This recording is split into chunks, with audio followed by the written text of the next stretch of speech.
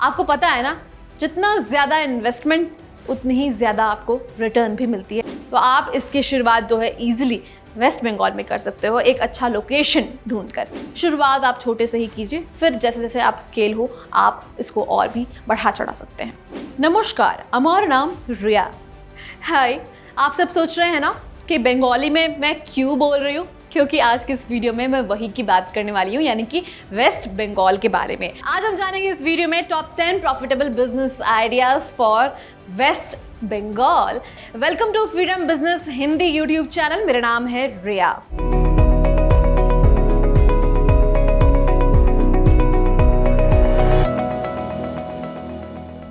तो सबसे पहला आइडिया क्विक सर्विस रेस्टोरेंट का, इसलिए क्योंकि वहाँ के लोग जो है खाने से बहुत ज़्यादा ही प्यार करते हैं और उन्हें पसंद है अलग अलग वैरायटीज़ के खाने को ट्राई करना, और बहुत ज़्यादा एक्सपेरिमेंट्स भी उन्हें काफ़ी ज़्यादा ही अच्छे लगते हैं। तो बंगालीज जो हैं वो बहुत ही चूज़ी भी होते हैं फूड को लेकर, लेकिन बहुत ज़्यादा एक्सप्लोर भी करते हैं। तो अगर आप वहाँ बिजनेस करने की सोच रहे हैं तो ये एक बहुत ही बढ़िया आइडिया है आपके लिए। तो अगर आप बंगाली भी हैं तो आप समझते हैं कि फूड की वहाँ पर क्या वैल्यू है, क्योंकि क्विक सर्विस वहाँ के लोगों को काफ़ी ज़्यादा पसंद है। अगर आप चाहें तो आप फ्रेंचाइजी भी ले सकते हैं, जैसे KFC या फिर काठी रोल, इन सभी का फ्रेंचाइजी लेकर भी वहाँ पर फूड बिजनेस की शुरुआत कर सकते हैं। क्विक सर्विस रेस्टोरेंट जो है वो खोल सकते हैं। इनिशियल इन्वेस्टमेंट आपको यहाँ पर 10 से 15 लाख रुपए के लगेंगे, क्योंकि मैं हवे में बात नहीं करूँगी। 10 से 15 लाख रुपए आपको यहाँ पर लगाना पड़ता है, सो दैट आपको उतने ही रिटर्न मिले। आपको पता है ना, जितना ज़्यादा इन्वेस्टमेंट उतनी ही ज़्यादा आपको रिटर्न भी मिलती है, अगर आप सही तरीके से हर चीज़ को अप्लाई करते हो तो। नेक्स्ट बिजनेस आइडिया है फ्लोरिस्ट शॉप का। वो इसलिए क्योंकि वहाँ के लोग काफ़ी रिलीजियस होते हैं, उन्हें पसंद है फ्लावर्स को यूज़ करना और वो काफ़ी ज़्यादा इसका इस्तेमाल भी करते हैं। छोटे से छोटे फंक्शन हो गए या फिर कोई भी फेस्टिवल हो गया, फ्लावर का इस्तेमाल वो हर जगह करते हैं। अगर आप वहाँ के हैं तो आपको पता है कि कोई भी पार्टी आप अटेंड कर ले, छोटा सा ओकेज़न ही क्यों ना हो, वहाँ पर फ्लावर का इस्तेमाल काफ़ी ज़्यादा किया जाता है। तो आप इसकी भी शुरुआत कर सकते हो। इस शॉप को शुरू करने के लिए आपको इनिशियल इन्वेस्टमेंट जो लगेगा वो 2 से 3 लाख रुपए का लगेगा, और यहाँ पर प्रॉफिट मार्जिन जो है वो 60 to 70% का आपको मिलता है। और इसके साथ ही अगर आप फ्रेंचाइजी लेना चाहें तो फर्न्स एंड पेटल्स कर एक ब्रांड है जो कि काफ़ी पॉपुलर भी है, उसकी फ्रेंचाइजी लेकर भी इसकी शुरुआत कर सकते हैं। लेकिन ये थोड़ा कॉस्टली हो जाता है, और चूँकि लोग जो हैं हर रोज़ इस्तेमाल करते हैं इन सभी चीज़ों का, तो अगर आप अफोर्डेबल प्राइस पर बेचो तो वो आपको ज़्यादा फ़ायदेमंद हो सकता है। तो आप खुद का ही शॉप खोलो और उसके बाद आप मुनाफा देख सकते हो। 2 से 3 लाख रुपए आपको इन्वेस्ट करने हैं और ROI भी आपको काफ़ी ज़्यादा यहाँ पर मिल जाता है। ROI means return of investment. Next idea है डायग्नोस्टिक सेंटर का। वो इसलिए क्योंकि वेस्ट बंगाल के जो टॉप बिजनेस लिस्ट में से नाम आता है वो फार्मा इंडस्ट्री और मेडिकल इंडस्ट्री का भी आता है। तो अगर आप इसी इंडस्ट्री में डायग्नोस्टिक सेंटर खोल दो, एक अच्छा डायग्नोस्टिक सेंटर जहाँ पर सारे ही फैसिलिटीज़ जो है वो आप प्रोवाइड करो, बहुत सारे टेस्ट जो होते हैं वो लोगों को कराने होते हैं रोज़मर्रा की ज़िंदगी में। इसके अलावा हम सब जानते हैं कि अब आज के ज़माने में बहुत बीमारियाँ फैल चुकी है, हर किसी व्यक्ति को छोटे से छोटे इशू हैं ही, और इसके लिए वो डायग्नोस्टिक सेंटर जो है वो जाते हैं अपने रेगुलर ट्रीटमेंट, रेगुलर टेस्ट के लिए। तो आप जो है यहाँ पर एक क्वालिटेटिव डायग्नोस्टिक सेंटर खोल सकते हो, और अगर आपके पास नॉलेज है तो ये काफ़ी प्रॉफिट आपको दे सकता है। इनिशियल इन्वेस्टमेंट यहाँ पर आपको 10 लाख रुपए के लगाने होंगे, क्योंकि यहाँ पर काफ़ी ज़्यादा मशीनरीज यूज़ होती है, और इसके अलावा आपको यहाँ पर ट्रेंड डॉक्टर्स की ज़रूरत पड़ती है, और साथ ही साथ जो भी स्टाफ्स होते हैं वो भी फार्मा इंडस्ट्री से ही होने चाहिए। इसलिए यहाँ पर आपको थोड़ा इन्वेस्टमेंट ज़्यादा लगाना होता है, लेकिन यकीन मानिए इस बिजनेस में काफ़ी ज़्यादा मुनाफा है। अगला बिजनेस आइडिया है कार रेंटल बिजनेस का, जो कि आजकल के ज़माने की नीड है। हर कोई कार खरीदना नहीं चाहता है, लेकिन कार में घूमना ज़रूर जाता है। और वेस्ट बंगाल की बात करें तो वो एक टूरिस्ट प्लेस भी है जहाँ पर इसकी नीड काफ़ी ज़्यादा होती है।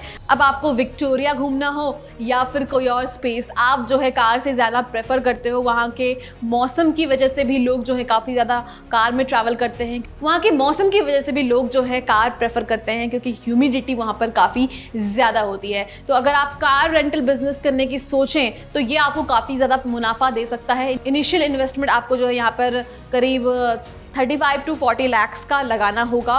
रीज़न बीइंग कि आपको कार्स जो हैं वो परचेज भी करने पड़ सकते हैं, क्योंकि आप अगर अपना खुद का सब कुछ करना चाहते हो तो आप कार परचेज करोगे, फिर ड्राइवर्स हायर करोगे, ऐप डेवलप करोगे, वेबसाइट डेवलप करोगे, and this will need a proper process. तो आपको यहाँ पर 35 से 40 लाख रुपए शुरुआत में इन्वेस्ट तो करने ही पड़ेंगे, और आपको जो है मुनाफा तो उससे ज़्यादा ही होगा। हम सब जानते हैं लोग जो है अब थोड़े थोड़े अपग्रेड हो रहे हैं, तो आप अगर बहुत ही मिनिमल प्राइस में रेंटल सुविधाएं दो तो ये काफ़ी प्रॉफिटेबल आपके लिए हो सकता है।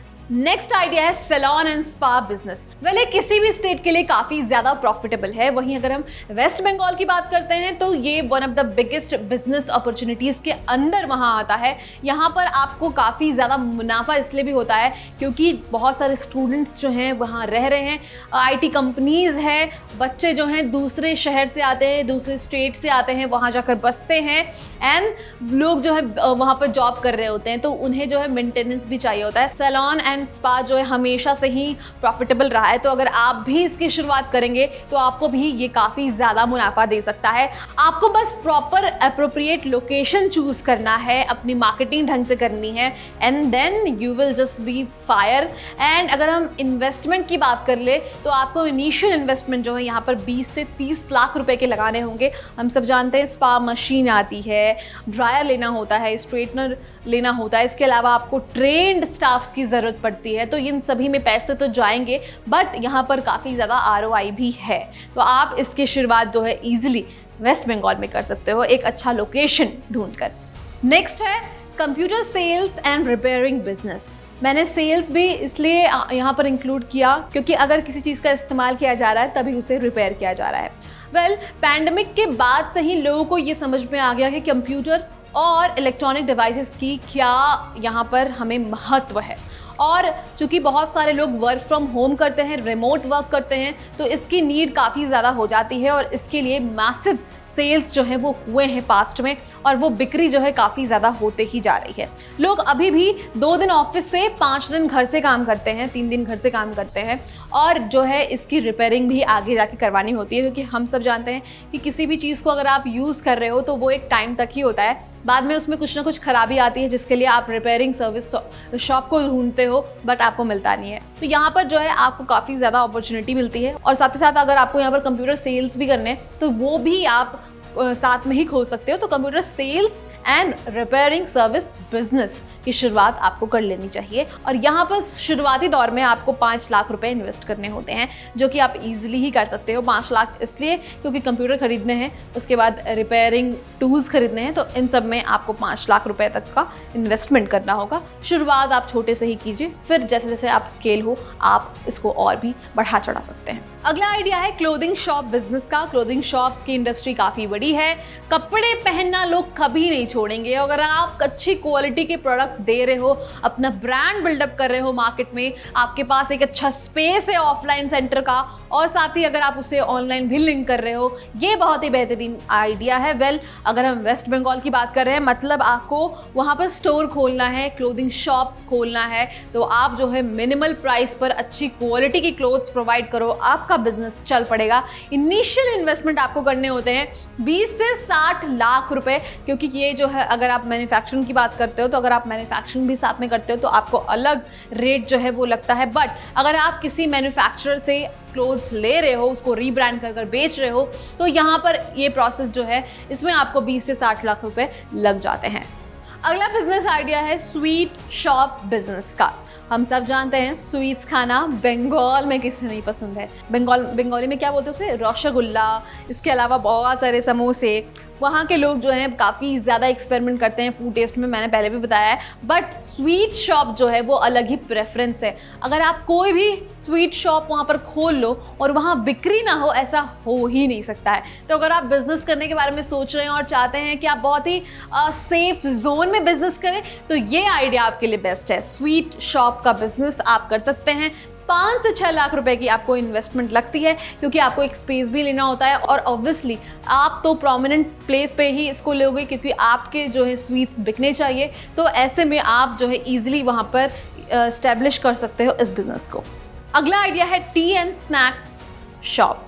वेल चाय और स्नैक्स की वैल्यू हमारी ज़िंदगी में तो कोई भी डिफाइन नहीं कर सकता, क्योंकि जब भी मूड खराब हुआ चाय, स्नैक्स, कभी भी कुछ लगा चाय पी लेते हैं। तो this is a continuous process कि लोग जो है चाय पीना कभी बंद नहीं करेंगे।